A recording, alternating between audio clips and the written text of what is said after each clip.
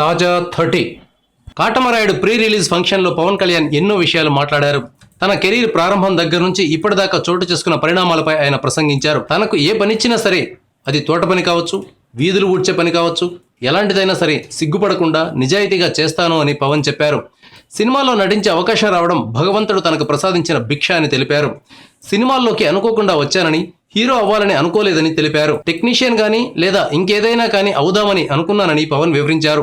దేవుడిచ్చిన పనిని ఒళ్ళు దగ్గర పెట్టుకుని ఇన్నేళ్లుగా చేశానని, భవిష్యత్తులో ఎలాంటి బాధ్యతలు వచ్చినా ఇలాగే చేస్తానని తెలిపారు. త్రివిక్రమ్ రాసిన ప్రేమే దైవం ప్రేమే సర్వం ప్రేమే సృష్టి మనుగడకు మూలం అనే డైలాగ్ జీవితాంతం గుర్తుంటుందని చెప్పారు. తనను అభిమానించే ప్రతి ఒక్కరికి శిరస్సు వంచి మోకరిల్లుతాను అని ఆయన అన్నారు.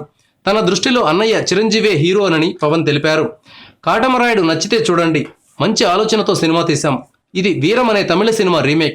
సినిమా నచ్చకపోతే ఎలాంటి ఫలితం వచ్చినా స్వీకరిస్తానని పవన్ కర్మ సిద్ధాంతం చెప్పారు. శరత్ మరార్ తనకు మంచి మిత్రుడని, ఆయన కోసమే కాటమరాయుడు చేశారని తెలిపారు. డాలీ చాలా సున్నితమైన దర్శకుడని తెలిపారు. జీవితంలో ఎప్పటికీ తమ్ముడినే కానీ వెండితెరపైన ఫస్ట్ టైం అన్నయ్య క్యారెక్టర్ చేస్తున్నానని పవన్ వివరించారు.